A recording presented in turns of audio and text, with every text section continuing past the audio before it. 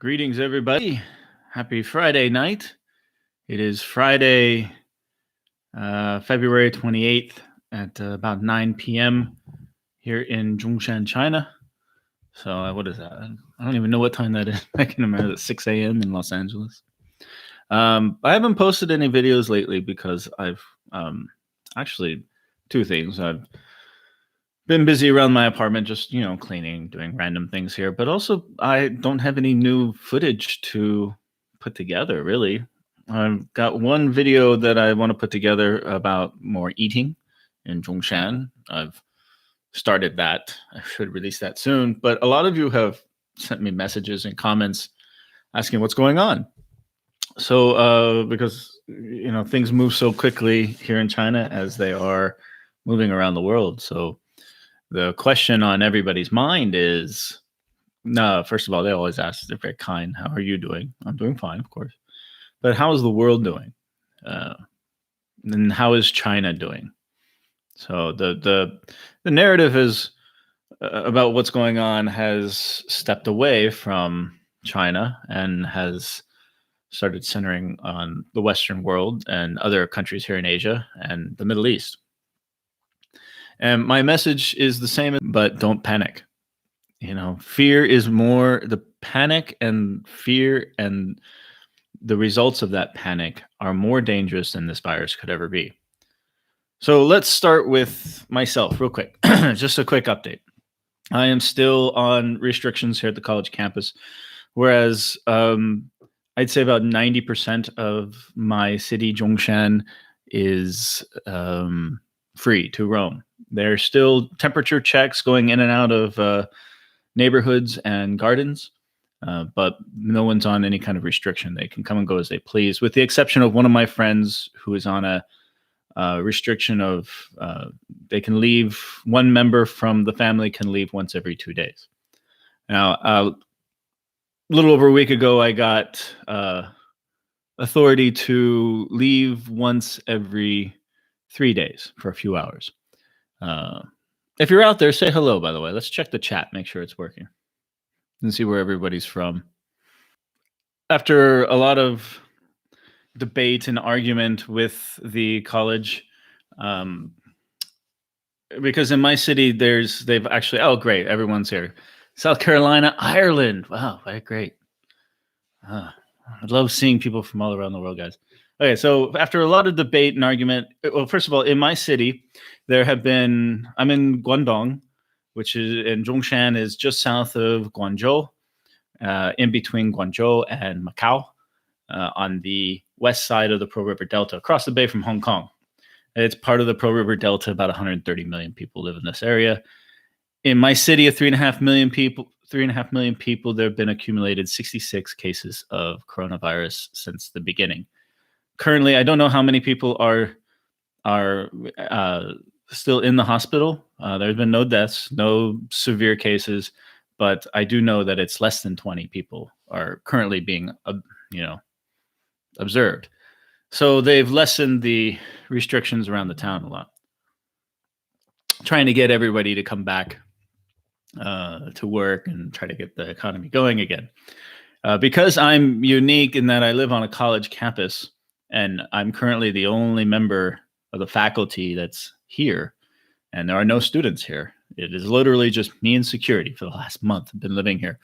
I was able to convince administration to put me on to lessen the restriction a little bit, so I can leave the college campus every other day for a few hours, which is great because the rest of the city, life goes on. The parks are open. You still have to wear a mask and get your temperature taken before you can go into the parks. Some parts of the parks are still closed, and all the trailheads in the mountains are still closed. But I was able to go for a walk in Jingzhong Reservoir, which was beautiful. It's been completely redone. I did a video about it a couple of years ago. I need to do a new one. It is absolutely gorgeous what they've done with that park. And it was a wonderful couple of hour afternoon just walking around. Today I was out. I'll get to all your questions here in a second. Today I was out in the city and had to run some errands. I finally got my license plates for my new car, which was quick, easy. There was nobody there. It's the only one. There's a lot more traffic and people out on the street. The factories have started to reopen, but and the malls are open. So let's start with the traffic. There's a heck of a lot more traffic as people are starting to go back to work.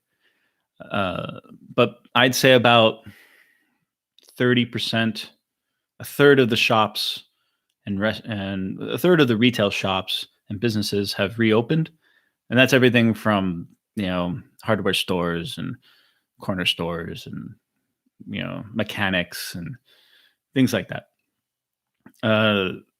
I'd say about less than 20% of the restaurants are open because they cannot do dine-in service. You can only do takeout. So those restaurants that are open, when you walk by, you might see one person in there playing on their phone. There's no wait staff. There's just one cook, and that cook is the person who takes the order. And I've never seen them actually. Tea shops and things like that who, and coffee shops such as Luckin Coffee, which cater to a takeout customer base. Anyways, they're still doing really good business thanks to Meituan delivery. Online ordering and delivery is doing very well.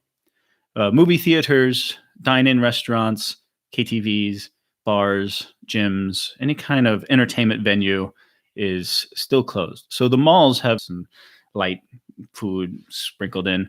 And then on the upper floors are dining restaurants and the movie theaters and the KTVs. But there's no traffic bringing people up to those floors. So there's nobody actually going into the malls. Retail is still rather dead. I have some friends in the factories around here. The factories have reopened. Many of the salespeople and engineers are back to work. Some of the product lines have started again. However, there's a great shortage of line workers because many of them are still stuck in their hometowns, whether it be in Hunan or Hubei. So the factories are definitely not at full capacity.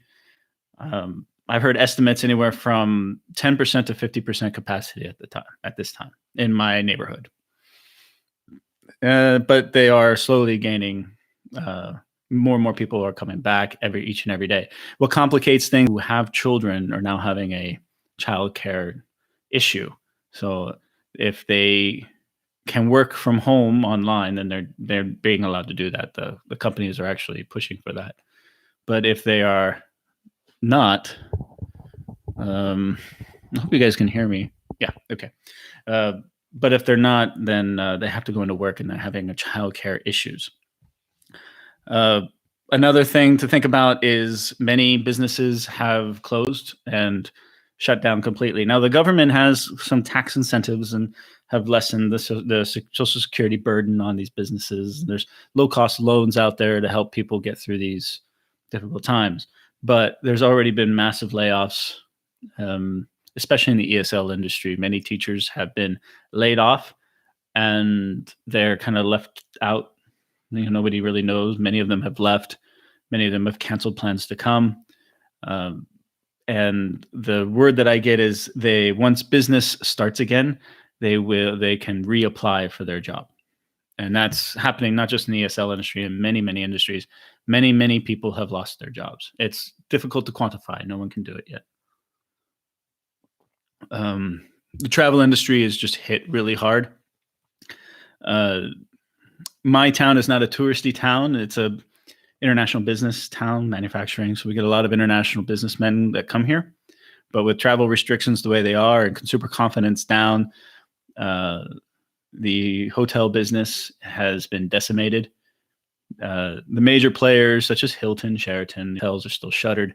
Many of them have laid off all of their employees, and they have no plans to reopen until they can get some operating capital to do so. And once they do, it'll be a long time before they get back up to normal operations. In addition, because occupancy rates are very low, I've heard rumors from my hotel friends that they're as low as 10%. I've also seen massive discounts at things like the La Meridian and other five-star hotels here in Zhongshan, as much as 65% off the regular the regular already discounted rates. So I'm not talking rack rate. I'm talking regular discounted rates for return members are being offered an additional anywhere from 20 to 65% off, meaning you can stay in a 5-star brand new hotel here in town for $50 a night. So that's where we're at. It's not ideal. It's a step in the right direction. It's better than it was 2 weeks ago. But like I said, this is going to be a very slow burn. Things will not get back to normal overnight. Consumer confidence is way low. A lot of the international salespeople that I do know who work for the manufacturers have seen very, very slow sales. Some of them just go to work and twiddle their thumbs because there are no new orders. Supply chains have been horribly disrupted, not just here, but around the world. So if you have a factory anywhere that assembles components that are made anywhere in China, you're running short because the component factories are not operating at capacity, and raw materials are also very hard to come by. As far as everything else, that's what's going on with the economy here. As far as me, I'm still stuck on the campus. I can leave if I want. I don't want to leave. I see things getting better slowly and slowly, and I want to stick it out here and start work. Will not start classes. There are online classes starting very soon. I will not be teaching for at least another 5 weeks during this time.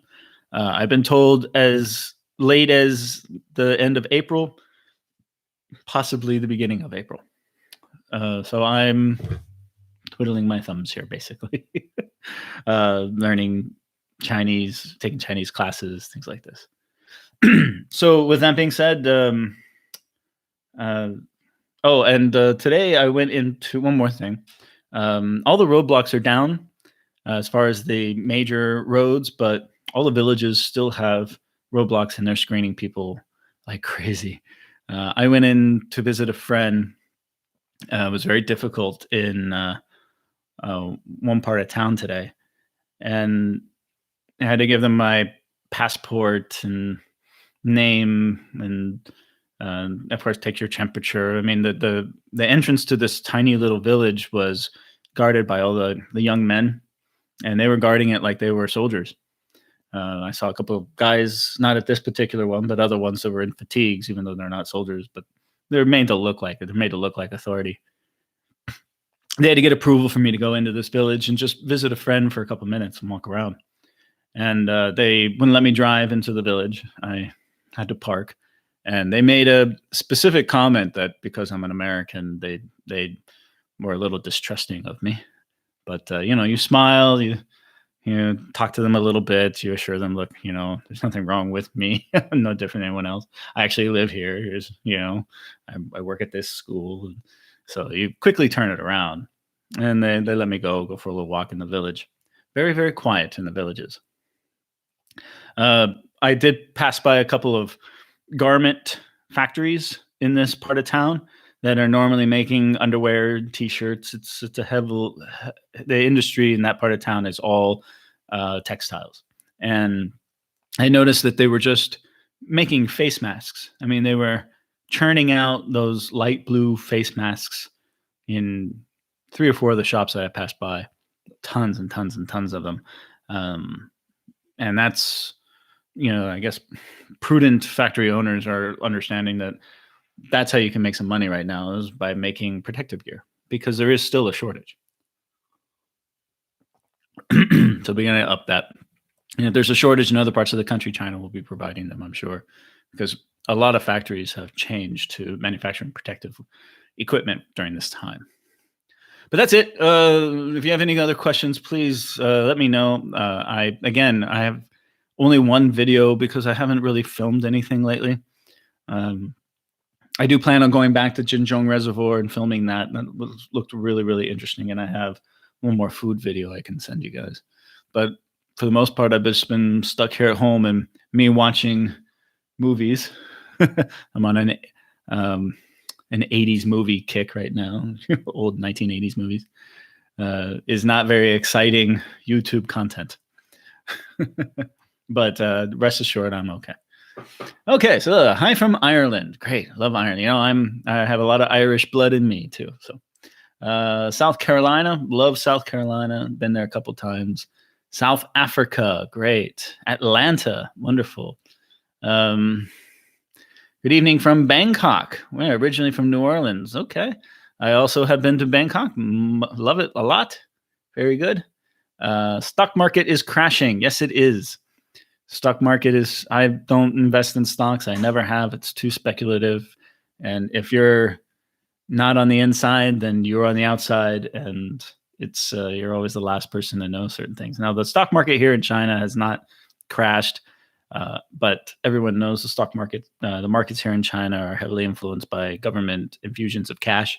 So I don't think it's a very good barometer of what's going on in the economy here. Nor is it's one economic indicator of how things are going as far as the stock market in America. I said this a couple of weeks ago when the economy here stalled and was completely dead with zero economic activity, that this was going to bleed into the other markets. And I told everybody, get out of stocks, man. Be prepared financially for this. It's going to hit. Remember, it's not the virus that is causing these troubles throughout the world. It's the fear of the virus. Fear and panic are more dangerous than the virus itself. That's always been my message. Hey, from Belfast. Sorry about that. Remember, live streams are not a good connection. So if I lose connection with you guys, hang on. Don't go anywhere. It'll come back eventually. And if I'm on for like an hour and a half, I might just end the live stream there. Sichuan, great. Not here is from Sichuan. Still haven't been there. Hello from Perth. Wow. So I got originally from Singapore. So I got yet another continent there. So that's Asia, South Africa, North America, Europe, and Australia. I'm just missing South America and Antarctica. So that's amazing. The internet is incredible, isn't it? Is it still mandatory to wear masks? It is mandatory to wear masks if you are in a public place. If you're just walking down the street, if I'm walking in your neighborhood, nobody's around, no one's going to tell you to wear. There's no law for it. They've loosened the restrictions. However, if you walk down the street and you see somebody, they will immediately jump on you and say, put your mask on. So there's still a lot of social stigma, a lot of, what do you call it? Social pressures to wear your mask. If you go to a mall, if you go to a park or anything like this, you're required to wear a mask. And I'm not just saying wear it like a lot of people, because it gets hot. So a lot of people wear it under their chin. The Baoans, the security will tell you, hey, put your mask on. So there's still a lot of that. Ni hao, Rojo. How are you keeping? How's the weather like? The weather's been beautiful, man. It's just the Goldilocks. Today was a little muggy, but the sun came out towards the afternoon. Yesterday and the day before were absolutely beautiful. It's 24 degrees Celsius here, clean air, and it's wonderful. Again, I went for a walk in the park, and it was just a beautiful day to go for a walk in the park. I loved it. Are the cats still alive? They are, but they're getting sick. So the family of cats that you've seen in my video, my apartment, they're kind of a golden color. These cats, is another one that's a black cat. They are looking very sick. The family doesn't let them come anywhere near the food. I've tried to feed them, and there's no trash collection here anymore. So when I take out my trash, I actually have to walk it down to the processing center here on the campus, which is the far end of the campus. And that has not been taken out for a month.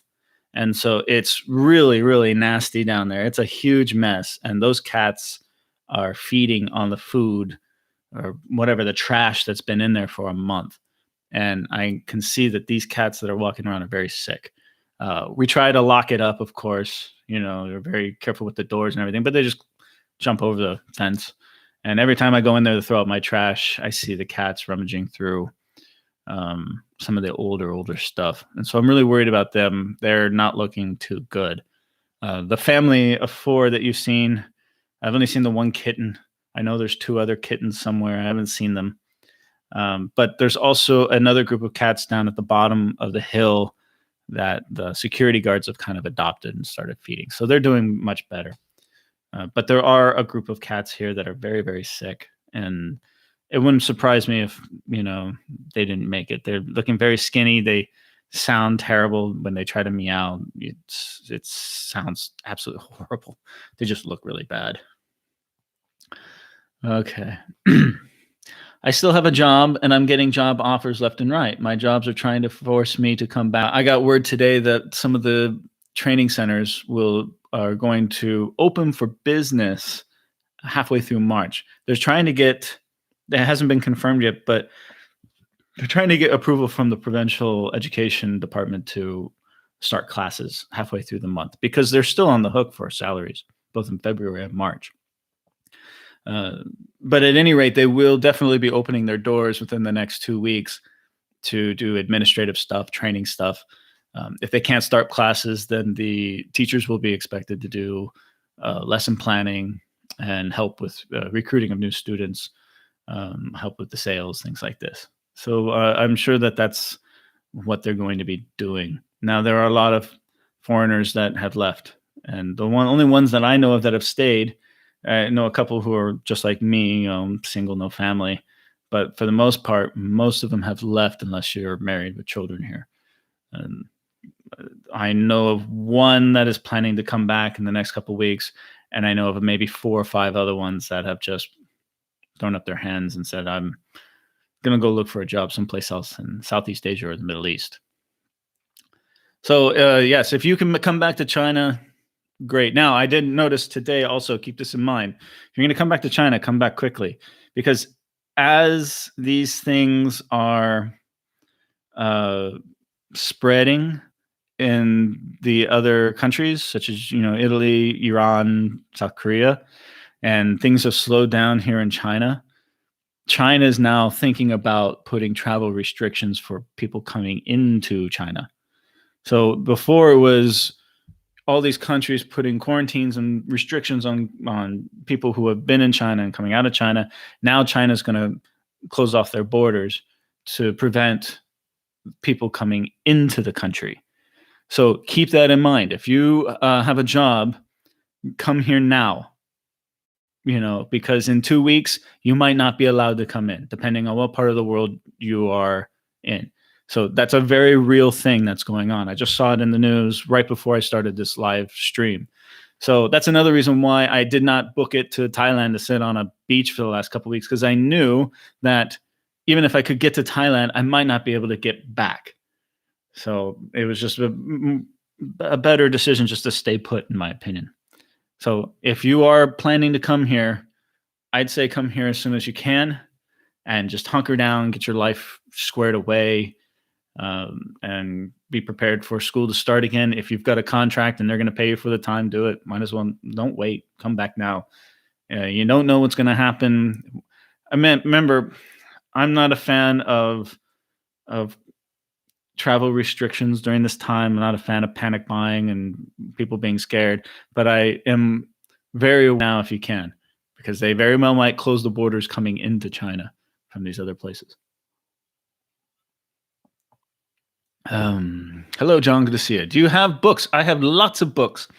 Cash out all last year. Very good for you, John. Cash out or, just move it around. I mean, during times of recession, there are certain stocks that do very well. Obviously, here in China, just like with SARS, many businesses really took off during SARS, that being Alibaba and Taobao, right?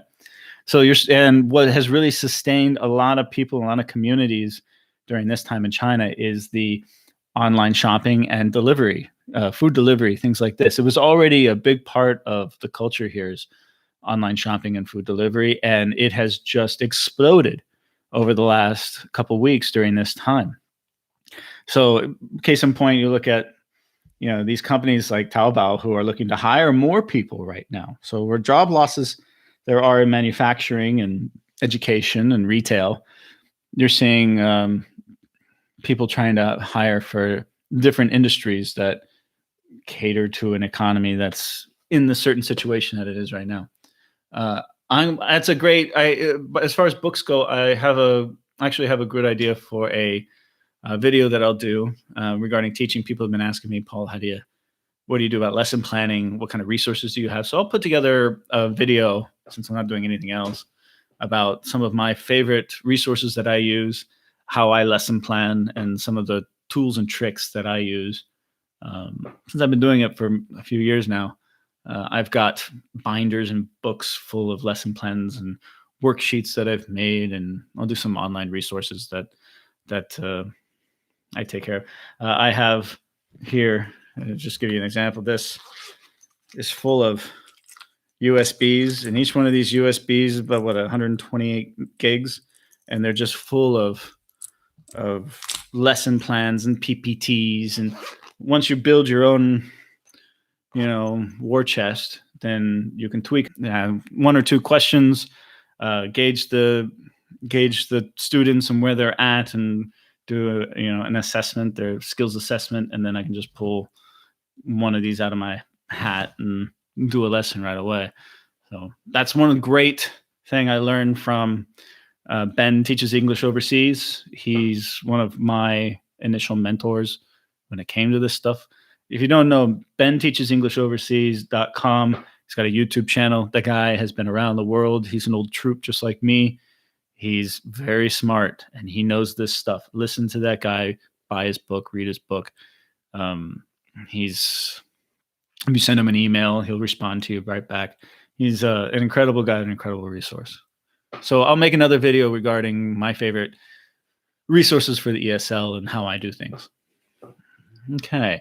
The company I work for is electronics manufacturing company on the high-tech development zone. Were you able to pass by that area? Yes, Karen, I live in the Zhongshan torch development zone. I live smack dab in the middle of it. My university here is a polytechnic university, and all the students here are preparing to go work in all the high-tech enterprises in the area. There's thousands of them. So my university is funded by not just the province of Guangdong, but also the city of Zhongshan. And it's here to feed high-skilled labor into these factories and into the high-tech industry that surrounds it.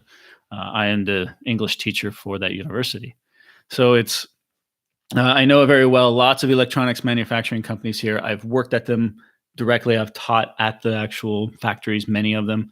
They're fascinating places to see and fascinating things to see. Now, when I went by them today, there were many cars and many bikes out there, but I'd say they're about half full as far as the parking lots go. I've seen a couple of them that haven't opened yet, but what I haven't seen is the dormitories are full of the workers. There are some lights on, but it doesn't nearly. I mean, some of these companies, they have these giant campuses that are like mini cities in themselves. So you have worker dormitories and apartments, and you have shopping areas and barber shops and basketball courts, as well as all the administrative buildings and of course the factories and the logistics and all this stuff. And none of these places have the same life that they used to have. I mean, they really are amazing little mini cities in the little microcosms of the rest of the city. And the dormitories are not lit, and the little shopping areas that are in them are not operating. Again, it's a slow thing that's going to have to be rebuilt. I don't think anyone really knows what's going to happen. I know for a fact many of those product lines were already starting to gear up to move to the ASEAN countries. Those who provide components and stuff to European nations, some of those product lines are moving to the Eastern European bloc, and those for North America are moving to Mexico. If you look at the border towns in the south part of the United States, Juarez, Tijuana, Calexico, places like this, they are booming as far as manufacturing goes. And that's a lot of the product lines that were here are starting to move there because the logistics costs are much lower, and the trade war and the tariffs also have been pushing that. People have been waiting for the election to see if, before they make a decision, if Trump gets reelected and there's no end to this trade war, they were going to move it immediately. So they've been gearing up and getting everybody ready for this. But now that the coronavirus has hit, this is just going to speed up those plans. So no one really knows how all the cards are going to fall because they're still up in the air right now. I see people are not paying attention to China as much, more now focused on the rest of the world. I think part reason stock market hit hard now. What do you think? Absolutely. I told everyone weeks ago that again, the virus is not the dangerous part. It's the fear of the virus and people's response to the virus that is the most dangerous part of this whole thing. And that's going to cause more damage in the world than the virus itself. Yeah. Again, that's my opinion. And I'm not trying to be insensitive to people who get sick. Please don't conflate the two issues. Of course, I'm a human being. Of course, I feel bad for those people who get sick. I have a very close friend, someone very close to me, who has a very close family member who was sick. So I feel it too. But I'm trying to look at it from an academic standpoint and not have my emotions get involved in this. Which is so funny. They didn't like it when other countries did the same. Yeah.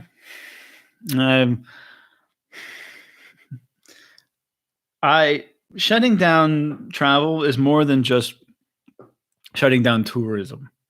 Okay. There's a way to do it and do it smart. If you're going to restrict travel from certain areas, you can do it and do it smart and still keep lines of transportation open. Because these lines of transportation are not just people. People are on the tops of the planes. There's many, many other things below you other than the people's luggage. The vast majority of mail and shipments, air mail, goes on commercial carrier flights. And that has been cut back dramatically. And so supply lines coming into the country and coming out of the country have been decimated.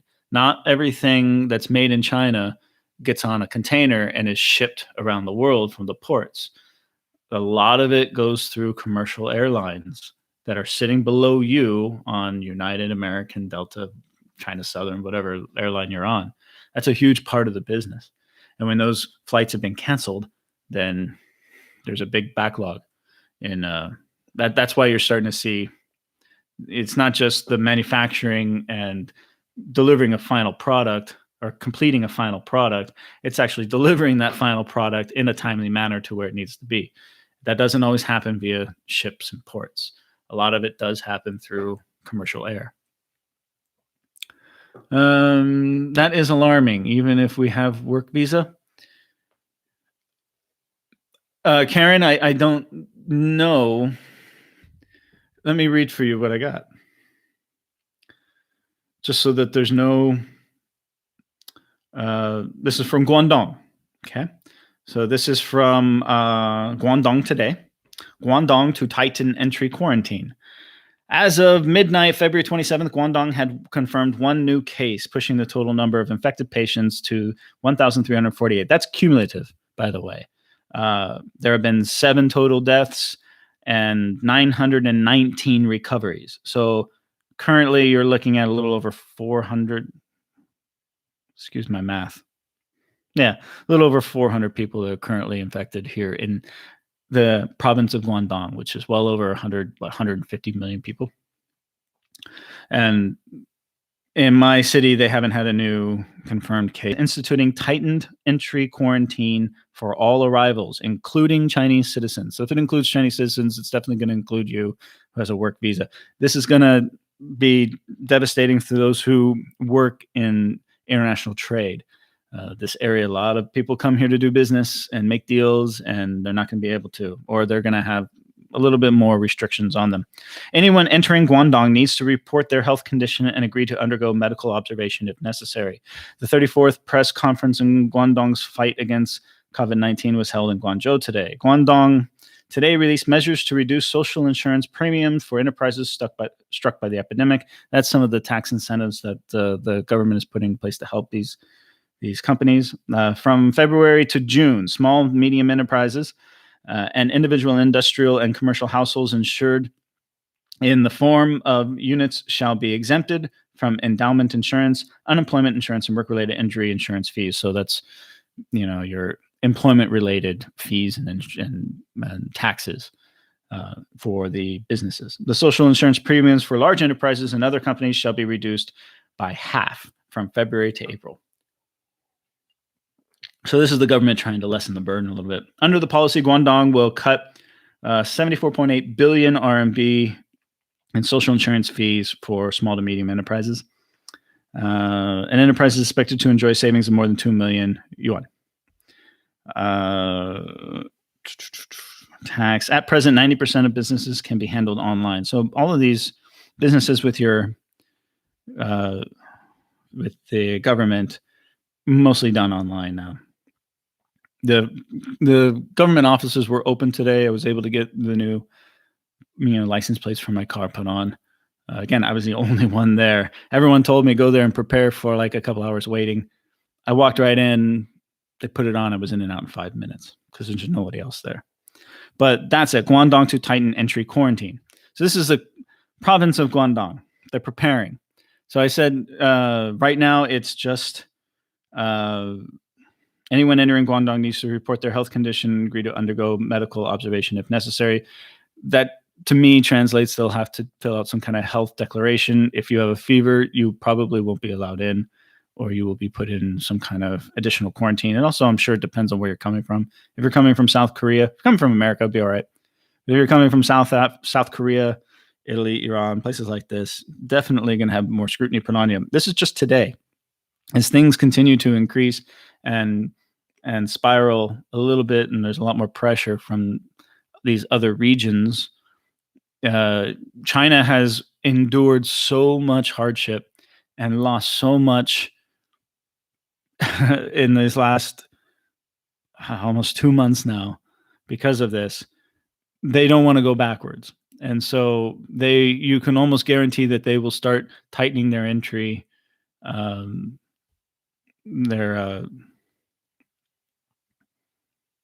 entry quarantines for anyone coming into mainland China. You can see it happening already. So just keep that in mind, guys. Right now, it's okay. You just have to fill out a health declaration, but things change by the day. Okay, let's see. I cashed out to buy business. Didn't work out. So I guess when market levels off, put back in. Yeah, maybe. I don't know much about stock market, to be honest with you. So I don't trade in stocks. I'm more of a real estate guy. Hey, Cobb, how you doing, buddy? Are you still in Thailand? Any plans on coming back to Zhongshan soon?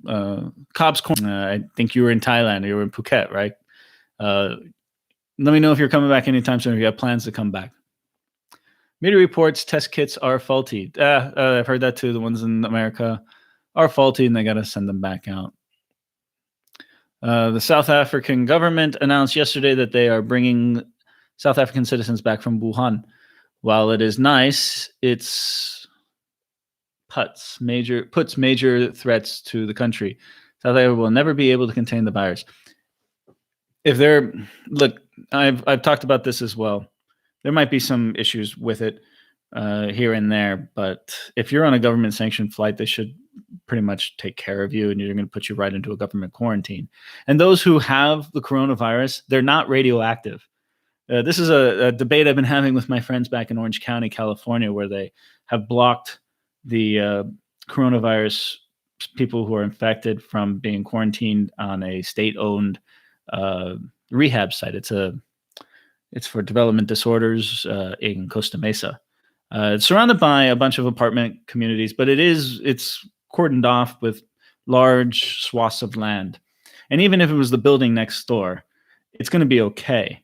This is not radioactive, people. If someone's in the building next to me and they have coronavirus, and they're quarantined there and I'm quarantined here and I cannot access that building, I'm going to be fine. And they're not going to spit 100 meters onto me. If they sneeze, it doesn't get aerosoled 100 meters away into the neighboring community. So again, it's not, they got to put them somewhere. And I think that's a great facility for them to put it. And remember, I used to live in Costa Mesa. I know that area very, very well.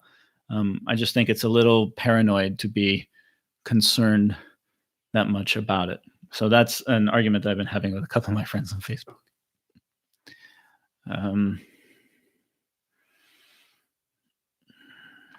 My hometown is Hubei province, the epicenter, but I'm not living in China. Justin, Jiao Wuhan. That's all I can say. Hubei. Everyone's worried, sick about Italy and South Korea, and day by day things change there. But people forget that there's still people, 50, 60 million people locked down in Hubei. It's still a place that is suffering greatly. And every day more and more people get sick from it there. And the world has, turned their attention to other places that is more juicy as the news cycle changes.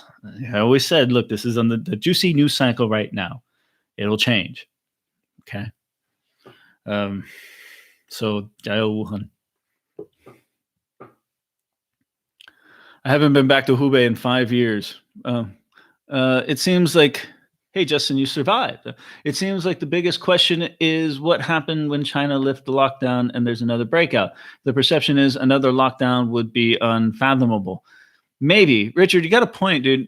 Nobody really knows. Everyone's kind of, that's why I'm still on restrictions here at the college. They haven't allowed me to come off restrictions because they want to keep the college and other schools a safe place. And every time I go out, they're always calling me, where are you? What are you doing? They're keeping tabs on me. And everywhere I go, I got to sign a piece of paper and take my temperature anyway. So it's still rather restrictive here, I'm in Guangdong. If you're in other parts of the country, they all have different rules and stuff like this. If there is another outbreak, then remember when this whole thing first started, nobody knew anything. And it was during the Spring Festival, so they knew many millions of people who were going all over the place. So they basically just said to the whole country, stop what you're doing, stay where you are, don't move. Let's find out what's going on. But now they have the importance of returning life back to normal as best they can. If there's a small outbreak in a dormitory on a school or in a certain area, they will lock down that area, but they won't lock down the entire country. It'll be much more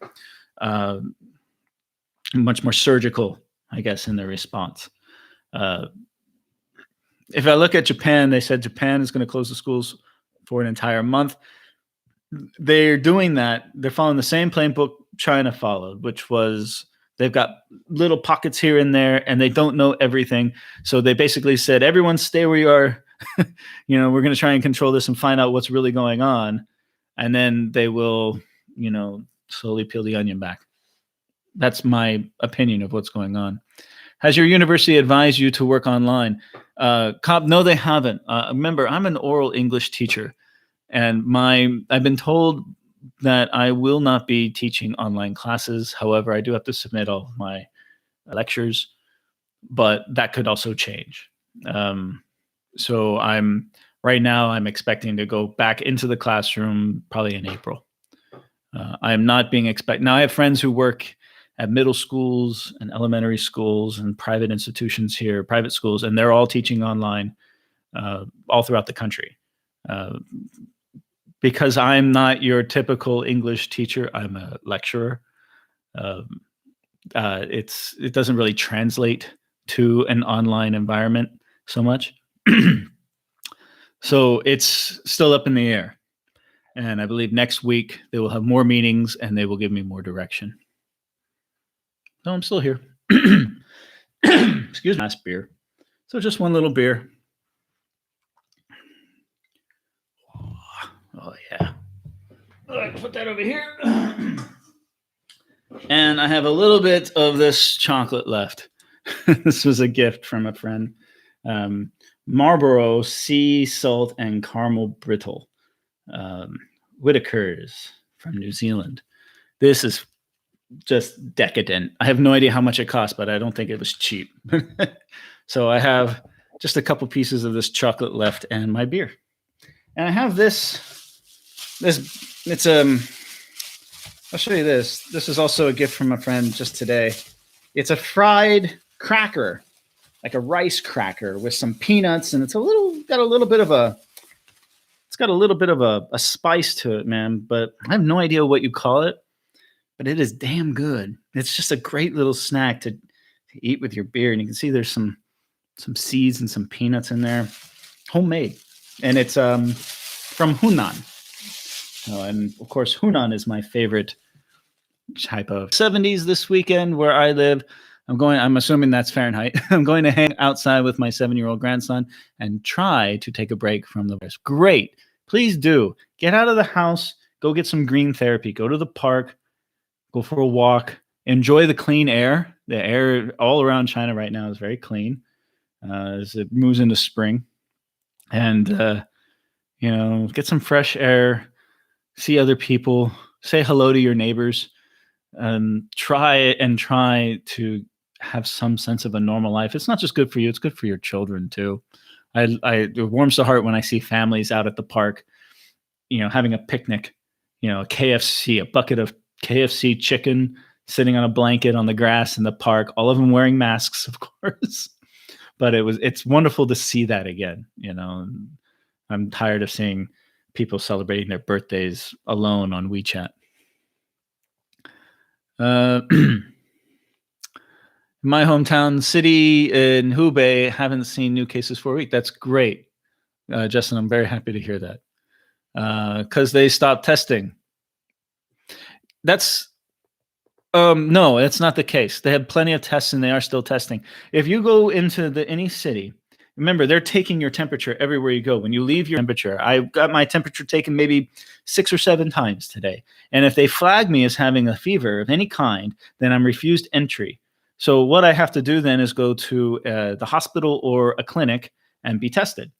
And if I'm tested and I'm for coronavirus, then they put me in quarantine. But if they test me and I don't have coronavirus, then they just basically say, okay, here's a little slip saying you have just a regular flu or a cold or some other kind of ailment, and that'll give you entry back into your residence. So that's how it works. So when you drive around the city to all the private clinics out there in the hospitals, you see a line of people who are sick with something and they're waiting to get tested for the coronavirus.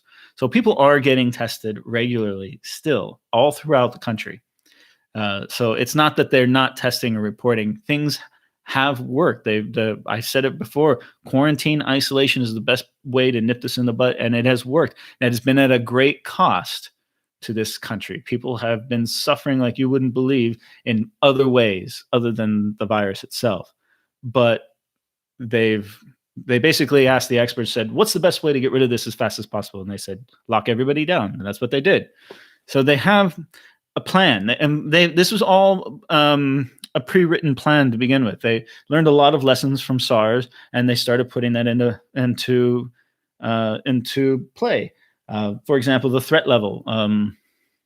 They have certain threats like 1 through 4, and if you are a level 1, then everyone's locked in your house, can't get out. Here in Zhongshan, we're level 2, which means some businesses are allowed to be open if they meet certain health guidelines. No dine-in restaurants. There are some certain districts in Guangdong that are still level 2. There are no level 1s in Guangdong right now. But there are still some that are level 2, but there are also some districts in Guangzhou that are level 4, meaning it's business as usual. Restaurants can offer dine-in services, and those restaurants are thriving, by the way, because a lot of people are driving from these other districts just to go and have a sit-down dinner with their families and friends, because it's such a huge part of the culture here is the dining experience. Given the level of lockdown in Hubei and much of China, if the breakout is still expanding, we're looking at a doomsday scenario. That's a little paranoid. I don't think it's doomsday. This isn't the zombie apocalypse. It's just a nasty, nasty virus. But as you see, I don't think it's the swine flu, H1N1, all that stuff was a hell of a lot nastier. Chinese government just doesn't want it. If this breaks out in America, just like H1N1, you're not going to see too much of a response. You might see schools close here and there, but good luck trying to tell businesses to not operate in America. That won't happen unless you declare martial law. But this isn't serious enough to declare martial law. Again, it is the lockdown, the response of this virus that is causing the fear. Now, it's a double-edged sword because the response is what has allowed China to really recover from this. It's also creating quite a precedent. So what happened in China, other countries are saying, well, it happened really, took care of it in China, so we got to do the same thing. So many other countries are just going to follow China's example. It sets a precedent. So if this happens again, it'll happen again and again. There'll be lessons learned and things like this, but this is the first time anyone's done it like this. It's been a big experiment, a wonderful thing to witness and to talk about and debate, because I don't have all the answers and nobody else does, and we can debate the goods and bads of everything. And that's wonderful. I think it's a healthy thing to look at this, at what's going on now, speculate what's going to happen in the future. More information would help, and governments being open about everything. The government's telling you what they know, as far as I know. Hey, Cobbs, I've subscribed. Great. Yeah, subscribe to Cobb. He's a good guy. Japan needs to, and when you come back to Zhongshan, Cobb, let's get together finally. We've been talking about it for like a year, man. We should finally hook up. Japan needs to follow the lockdown. Students won't attend schools here in Tokyo, but foreign teachers have to. For like a year, man. We should finally hook up. Japan needs to follow the lockdown. Students won't attend schools here in Tokyo, but foreign teachers have to keep office hours, use busy training during rush hour. Okay, that's cool. That's very interesting for the ESL community there in Japan. I know people who have worked in Japan or are planning to go there soon. I don't know anyone currently there, so that's really great to hear news about how it's affecting ESL there. Yeah, and my friends here in the training centers, it was just announced this afternoon that they should go back and report to their offices in mid-March, like March 16th, I think it was. But unless they can get approval from the Education Bureau to start classes, then they're probably just going to be doing, lesson planning and training and cleaning the classrooms, things like this, I'm sure. I mean, if the companies are paying for them, then they should be working, doing something, I guess. Yeah. Otherwise, they'll just lay you off. My end of March, early April planned a trip to Japan seemed to be in trouble. Maybe. I mean, again, each government has their own. Thailand, there's no restrictions. You can go to Thailand and walk around on a beach all you want. There's no quarantine or anything. So every country has their own restrictions. I was looking at maybe Philippines, but Philippines won't let me come. So I'm in the Philippines. Justin says, I'm in the Philippines. What part of the Philippines are you in? I was looking at going to Manila, and I was looking at prices, going to rent a car and everything, because I'm not doing anything for the next 5 weeks. So I thought about just spending like 4 or 5 days in the Philippines and check it out. But then it said, no, you are coming from mainland China, so you will have to do like a mandatory 2-week quarantine or just not let in. So I was like, I can't do that. Though if I manage to go, I'm sure I'm going to be super affordable. In Japan, affordable? Maybe. I've only been to Tokyo, and Tokyo is definitely not affordable. It's a very expensive city. Excuse me. But I do want to go back to Japan and Tokyo, because if you've seen my vlogs from Japan, I did not have a good time. I was kind of stuck at doing certain things, and I didn't get to explore very much of it. I got to go to Kamakura, which was fantastic, around Tokyo Station a little bit, but I really was hunkered down for other reasons, and I definitely want to go back and explore more of Tokyo and probably the North Island, Hokkaido, I think it's called. I want to go there too.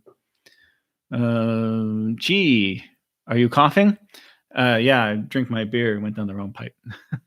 I have a little frog in my throat. Nice to see you still alive. Boredom is a problem for you. A little bit, Steve. There's only so many movies and TV shows I can watch. There's only so many times I can clean my apartment. I've gone through all of my raw footage. I have a little bit of raw footage that I took in Thailand that I can make a small video about Patong Beach, but it would be boring for you guys. No one watches those things anyways.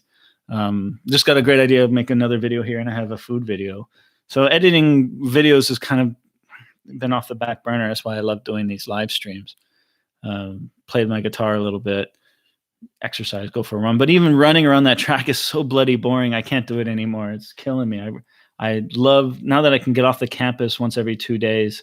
I hope to go to Shumuyen, which is the Zhongshan Arboretum, and go for a jog there and get some green therapy. I think it'll be good. But when I go, like, you have to wear a mask. If you're sweating, the mask gets all wet and it's just very uncomfortable. So I haven't really decided what I'm going to do yet. We'll find out. And I want to make a website. I don't have a website for my channel. I just I don't know how to make one, but I'd like to make one. Good evening, ladies and gems. CNBC has gone open season on China, and the stocks in the States are going crazy too. I've been watching. CNBC is very, very critical of this whole situation. It's like doomsday on CNBC right now. CNN a little bit too. It's putting the fear in people, and I think that they are just contributing more to the problem. So what do people do? They watch more CNBC because things change. That's their MO, guys. So keep that in mind, okay? Now you got certain companies that have major supply chains here in China, and they're going to be hit hard. They're going to be hit hard in the pocket. Apple's one of them. But if you look at Warren Buffett, Warren Buffett said Apple's the best company, and he still thinks it's a buy. Because they don't just make iPhones here in China. They make them all over the place. The components come from Japan, from Taiwan, from Korea, and they have many different suppliers that make these things. It's not just all Foxconn in one factory here. There's 25 provinces reporting no new cases yesterday. That's great to hear, Justin. We had one new case in Dongguan yesterday. And when it happened, my boss sent me the report saying, "Don't go to Dongguan. There's one new case in the whole city of 8 million people." So the fear is still, and this is another thing. Correct me if I'm wrong, guys. I want to put this out there as an idea for all of you. I'm an American, tried and true, okay, and I grew up in California. So, and I admit I'm a libertarian in some ways, and some things I'm conservative about, and some things I'm liberal about. I believe in providing a public option in healthcare, but I also believe in people's rights to own guns. And I was an old troop, so I'm all over the spectrum with certain things, rights to own guns. And I was an old troop, so I'm all over the spectrum with certain things. And I don't think government should be involved in our lives all that much. This is an American, okay? The American culture is one based on independence. Take care of family, take care of yourself, take care of your family. Let me have the freedom to make my own decisions. Whereas China, in my experience, is a lot more collectivist. Whereas they all take care of each other, and they rely and look to the government to help. And I don't see that as an American value. In general, I'm sure there are many people out there, but I'm curious. What do you guys think about that? I'm putting it out there. It's I think a good discussion point. Is there a lot of people say, "Why do you have guns?" Well, if I'm gathering food and water for the big earthquake in Southern California, and if I don't have a gun, then I'm just gathering food and water for the biggest guy on the block. So it's a matter of protecting myself and my family. Because that is an American value, is independence, freedom. This is why people die, to have the freedom and freedom of choice, freedom to make your own decisions. That is very much an American value, and it doesn't translate very well to Chinese culture, which is a lot more collectivist. It's a lot more we're in this all together kind of thing. It's a lot more we're in this all together kind of thing. So there's good and bad on both, and we can learn from each other. The Chinese can learn from Americans, and I think Americans can definitely learn from Chinese, especially when it comes to personal protection, wearing the mask, and things like this. You see a lot of that here going on. It's really impressive to watch on such a massive scale. I mean, you go everywhere, and it's people are wearing masks, not only because it's the law, but because there's a lot of social pressure. You walk down the street and don't have a mask on, you're going to have 10, 30 people come up to you and say, "Put on your mask." But if you smoke a cigarette in a restaurant, no one cares. No one says anything. It's really interesting.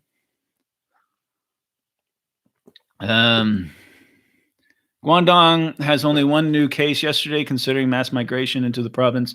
The rest of China, this is remarkable. Maybe uh, another great thing, another thing to mention is during the Spring Festival, massive amounts of people go all at once, and then they come back all at once, right?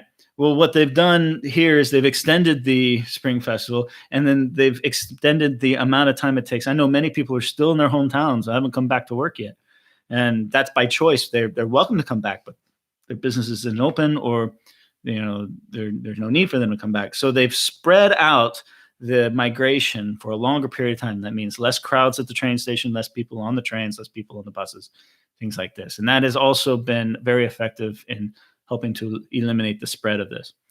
Um, but in my opinion, outside of Hubei, I really have never thought this is a huge problem. It's a small little blip. That's always been my opinion. Nice to see you. I'm always in good spirits. Thank you.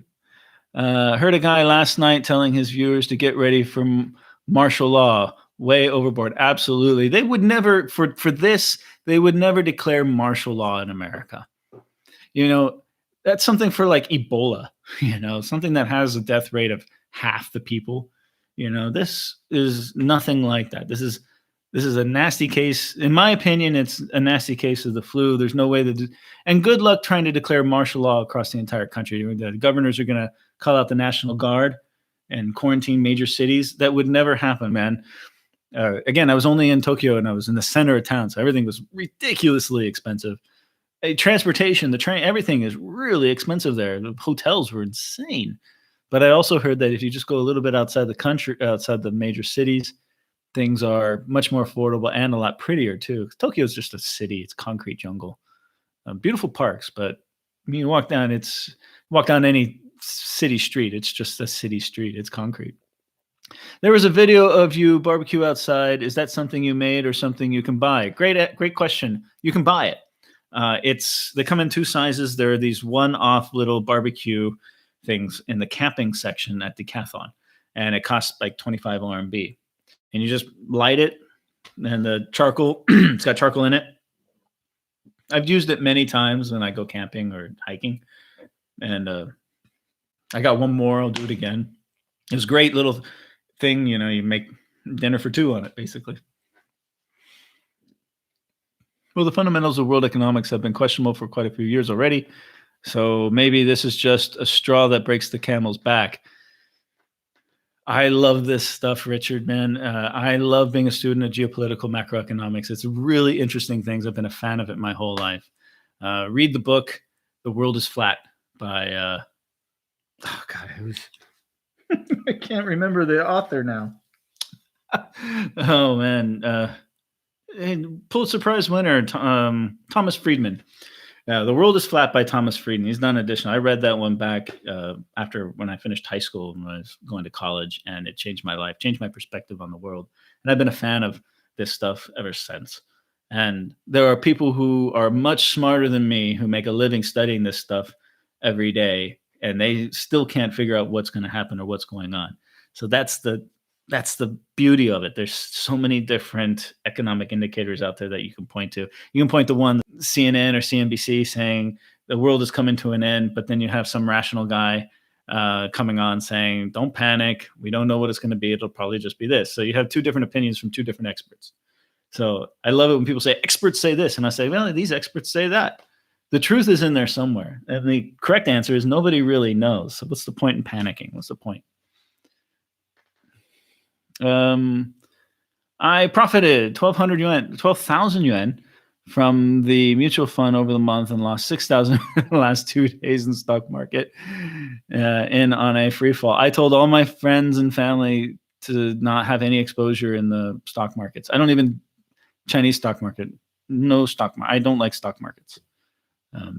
But yeah, everyone, I saw this coming a mile away. It was very, very obvious that this was going to happen. And it will continue to happen. The question is, when will it bottom? And are there good deals out there? I don't think it's time to buy into it yet. I think it is still going to fall. How about freedom for Tibet, Hong Kong, and Taiwan? You know I can't comment on that, guys. Please don't get me in trouble. Here in China, I do not have freedom of speech, and there are certain things that I will not talk about. I can't. I'm not allowed. It's actually in my visa. You will not talk about these certain things. Yep, we are very independent, thrifty, hardy people. Yeah. Libertarianism, I'm one of them too. Very good. Again, I'm liberal on some things. I'm conservative on others. Yeah, I think I'm an independent thinker. I watch CNN, MSNBC, Fox News. I read the websites that have all the different slants, and I like to make my own opinions. Well, the U.S. as a state and history is probably a bigger outlier in the world than China in general. What do you mean, Richard, by bigger outlier? What do you mean by that? Can you be more specific? That's interesting. We are also the most charitable country in the world, literally proven by data. I agree. Americans are very charitable, extremely charitable. People forget that. Luckily, sold all yesterday because today it was even worse. you know, I've heard a good place to be right now is cash. Commercial real estate, not a good deal. REITs, not a good deal. Mutual funds and index funds, probably just the same. Have a probably about 20% in cash, and the rest in various blue chips. Probably be okay. Why China can't give them their freedom? Not talking about it. Never say never. Hi, I'm so hoping you are correct. I've been so worried. Red Road Runner. Even if I'm wrong, it doesn't help to be scared or panicked. I really get really annoyed when I see people on the news saying, "Be prepared, stock up on staples and rice and things like that, but don't panic." Well, if you're stocking up, then you're panicking, and that's what causes food, panic buying. You'll be fine. Here in China, even with all the travel restrictions out there, there's still food on the shelves. Unless you're in some small village and small town, then it's very hard to get food to those places. But they have plenty of those poor communities. But in the major cities, there's still tons of food out there. Now, there's no salsa on the shelf. There's no more cheese. Can't buy cheese.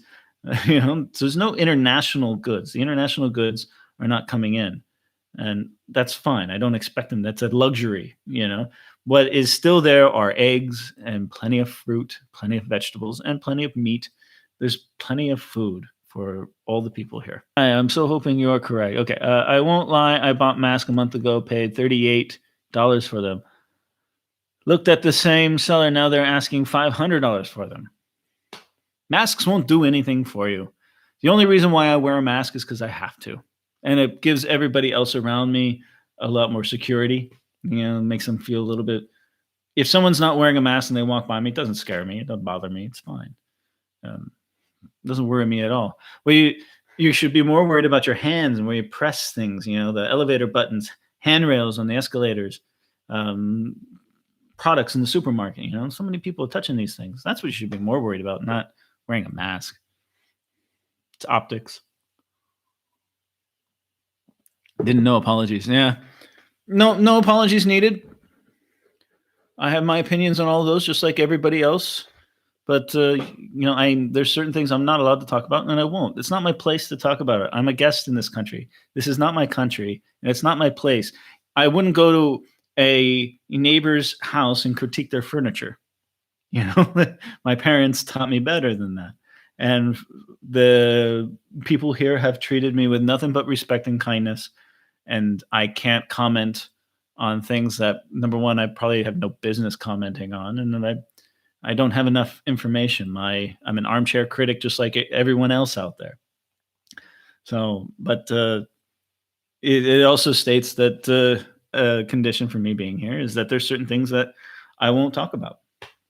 I can mention those things if I want. I have the freedom to do it, but there are consequences for me doing. They're not going to put me in jail or anything, but you got to think of the consequences regarding it. That's the thing about freedom of speech that a lot of people don't understand is that, yes, in America, you have freedom of speech. You can say whatever you want about anything controversial. You have your opinions about the government, about society, whatever. But understand that there are a lot of people out there that will disagree with you and you will suffer consequences as a result of what you say. So it's the same thing here. Cash is king. Here's the thing. Another great thing about China is everything is digital, right? Everything is WeChat Pay or Alipay, right? Which is a wonderful thing. I mean, I still have cash. I use it here and there. I always carry cash with me just in case. But cash is extremely dirty. Exchanging hands and giving change and everything. When you just use your face to pay for things, they have the facial recognition now. You just put your face up and it pays, or you just put a QR code up and it pays. There's no exchange of cash. So that's another thing that has been great for lessening this being a cashless society. I mean, for almost everything, even the beggars, the people who are begging you for money, you can put some change in there, but they have little QR codes on their, and they scan the QR code and you give them money via WeChat. So even the people who are homeless and begging for money on the street have a Huawei cell phone, So it's just a different world here, guys. Stock market crashes make men into boys. Already people are asking for the Fed to support the market. I'm sure the Fed will do something. They lower the interest rate for re-election is the health of the economy. So, and he's very aware of it. I'm sure he is. That's his number one thing, right?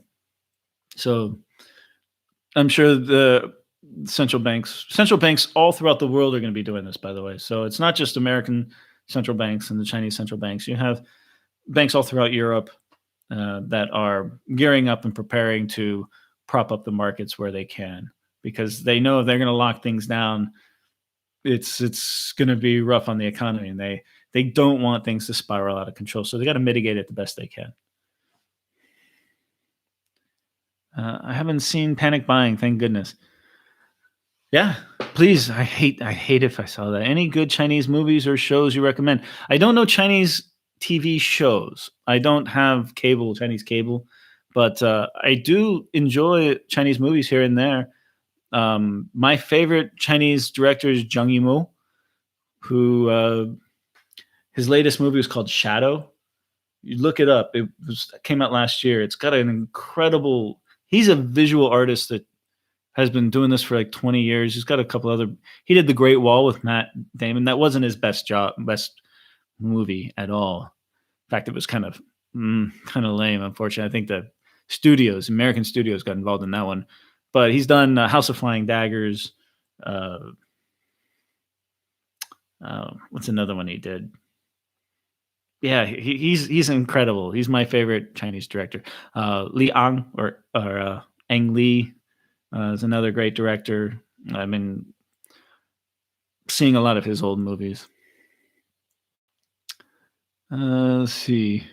In fact, most Chinese don't like the taste of cheese. Here in the Philippines, they eat like Americans, cheese and everything. Yes, definitely. And you're right. Most Chinese don't like cheese. They're not really a cheese eating, but cheese is kind of a delicacy. There are some, I've met a couple of friends that really love cheese, but the selection of cheeses here is very minimal. You have a lot of, processed cheese, like the little singles, Kraft singles, things like that. They're just not very good. But as far as the blocks of Gouda and cheddar is almost impossible to find. Can never find good cheddar. I do see mozzarella, shredded mozzarella in a bag. You see a lot. You see string cheese, but all of that is gone. There is no cheese, and I've been to 4 or 5 supermarkets here in town in the last week. I can't find any cheese. Again, but that's a luxury. That's an imported product. Imported products are always a luxury, and you're always very happy when you see them in the supermarkets here. And they're also a lot more expensive. But I haven't seen it. I've also seen a lot of the liquor. I like, but I haven't seen it. I've also seen a lot of the liquor. I like Jim Beam. Still unstable. Reconnect. Okay, I think I'm back now. Sorry about that. Again, when you stream from China, it's not unstable. So if you see me blank out for a couple seconds, wait a couple seconds. I'll come back in.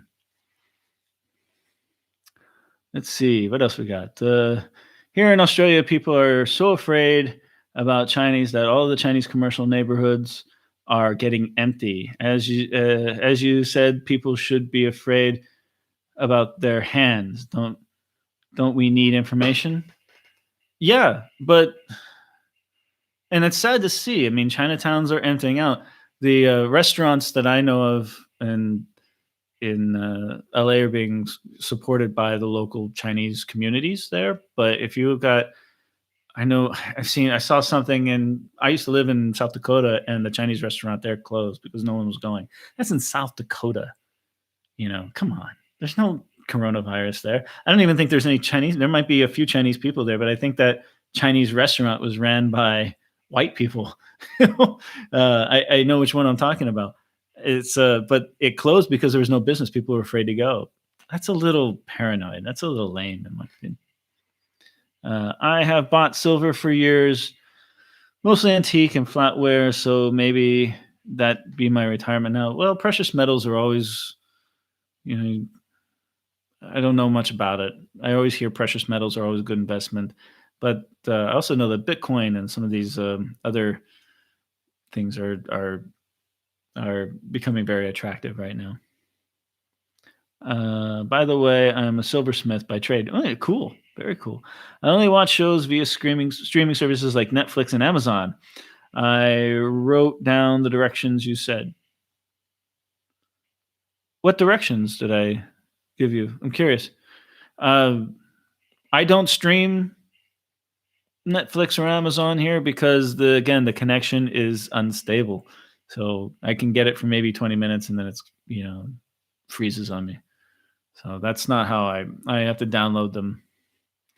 I mean, it seems coronavirus is still something secret and basic information are keeping secretly. I don't think so at all, man. I don't think it's a secret. Nobody thinks it's a secret. I think the cat's out of the bag for the most part. They know the genome. They've sequenced it. They're working on vaccines, and I think the entire world community is sharing information about treatments and what works and what doesn't. And there's a million case studies in all the medical journals out there about what's going on in Hubei and around the world.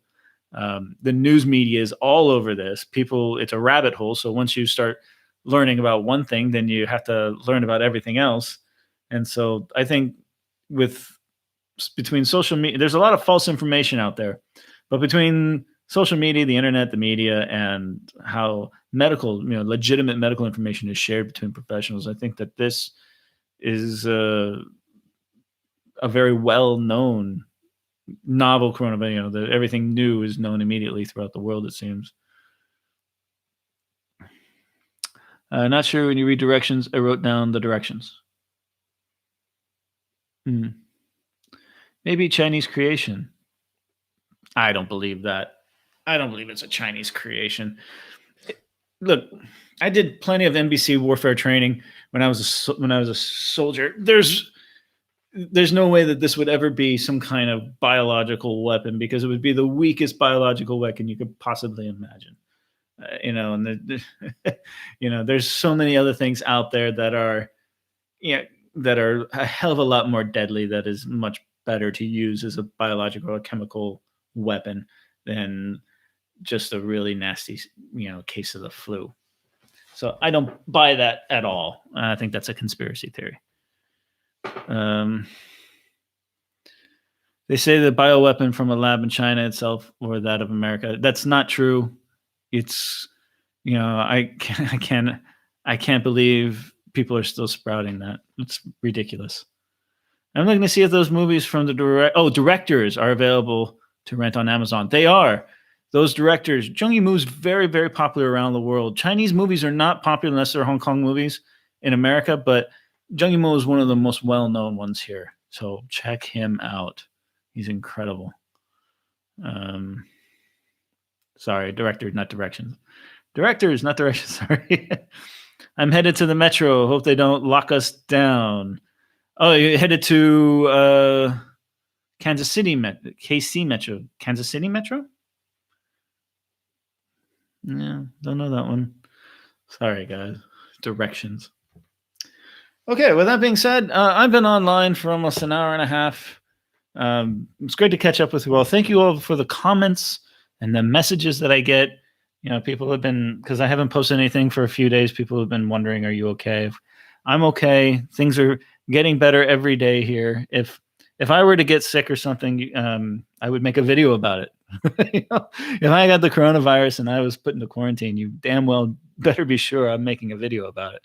But no, things are fine, and they've always been fine, and I think they will be fine here and around the world. Um, in Hubei, they're still suffering. Jiao Wuhan. That's still the biggest place. So don't forget about those folks up there. As far as Italy and South Korea seems to be the next big places people are going to be talking about. Americans seem to be pretty self-centered about what's going on there, but really it's not a thing. I continue to reiterate that I think that's fine to say something like that.